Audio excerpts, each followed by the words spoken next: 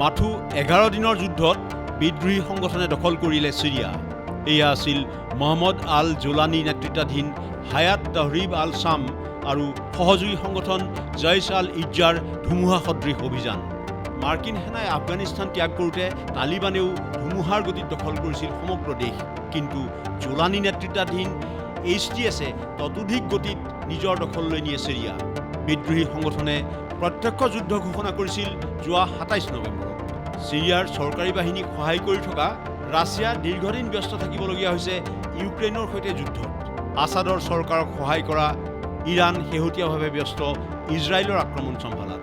আছাদৰ দুই মিত্ৰ নিজক লৈ ব্যস্ত থকাত সহজে সফল হয় বিদ্ৰোহীৰ অভিযান। বিগত 10 বছৰ দমন উৎপীড়নেৰে দেশ চলাইছিল বাছাৰ আছাদে। এটা দশকত বিৰোধী আৰু বিদ্ৰোহীক কঠোৰ হাতেৰে দমন কৰি একনায়ক হৈ উঠিছিল আছাদ। বাছাৰ আল আছাদে ৰাজধানী দামাস্কাছ এৰি দেওবাৰে পলায়ন কৰে। দামাস্কাছ বিমানবন্দৰৰ পৰা উৰা মৰা শেষখন বিমানত উঠি বাছাৰ আছাদে পলায়ন কৰে। দেওবাৰে গৈ তেওঁ মস্কোত উপস্থিত হয়। আছাদক সম্প্ৰতি ৰাজনৈতিক আশ্ৰয় দিছে ৰাছিয়াই।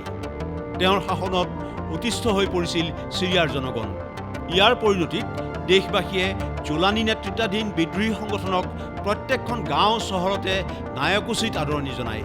ফলত 11 দিনৰ যুদ্ধত আছাদ চৰকাৰৰ পতন ঘটে।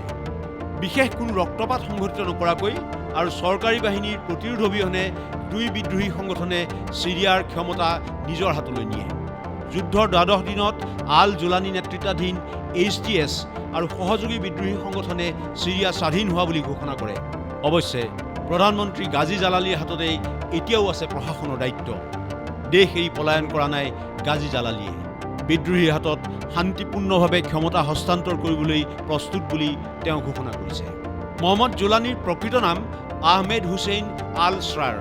এইজন বিদ্ৰোহী নেতাই ক্ষমতা হস্তান্তৰ নোহোৱা পৰ্যন্ত চৰকাৰী প্ৰতিষ্ঠানসমূহৰ দায়িত্ব প্ৰধানমন্ত্ৰী গাজী জালানীৰ হাততে ন্যস্ত কৰিছে। সতীৰ্থ যোদ্ধাক বিনা কাৰণত আনকি আকাশলৈও গুলী ফুটোৱা নিষিদ্ধ কৰিছে তেওঁ। বিদ্ৰোহী নেতা মহম্মদ আল জোলানী এসময়ত আছিল আল কায়দাৰ সদস্য। পাছত তেওঁ আল কায়দাৰ পৰা আঁতৰি আহি হায়াত তাহৰিৰ আল শাম নামেৰে সংগঠন আৰম্ভ কৰে। তেতিয়াৰ পৰা তেওঁ কাৰ্যকলাপ দেশৰ ভিতৰতে সীমাবদ্ধ কৰে। ফলত তেওঁ গৃহযুদ্ধ কবলিত দেশৰ জনতাৰ নায়ক হৈ উঠে। আন দিশে লাভ কৰে আমেৰিকাৰ নেতৃত্বত পশ্চিমীয়া দেশৰ সমৰ্থন। 2000 চনত পিতৃৰ মৃত্যুত শাসনভাৰ লাভ কৰা বাছাৰ আল আছাদে প্ৰথম 10 বছৰত আছিল দেশৰ জনতাৰ প্ৰিয় ৰাষ্ট্ৰপ্ৰধান। পিতৃৰ 30 বছৰীয়া ৰক্ষণশীল শাসন চলাই সংস্কাৰত মন দি দেশবাসীৰ প্ৰিয় হৈ উঠিছিল বাছাৰ আছাদ। কিন্তু 10 বছৰৰ পাছত তেওঁ হৈ পৰে অত্যাচাৰী শাসক। পিতৃ হাফিজ আল আছাদ আৰু বাছাৰ আছাদে মিলি অৰ্ধ শতিকা শাসন কৰে সিৰিয়া। অৱশেষত তেওঁ দেশৰে বিদ্ৰোহীৰ হাতত ক্ষমতা এৰি পলায়ন কৰিবলগীয়া হয়। সিৰিয়াৰ এই পথ পৰিৱৰ্তন কিন্তু ৰাছিয়া আৰু ইৰাণৰো নৈতিক পৰাজয় হিচাপে বিবেচিত হৈছে। ইণ্টাৰনেশ্যনেল ডেস্ক, দেশ টুডে।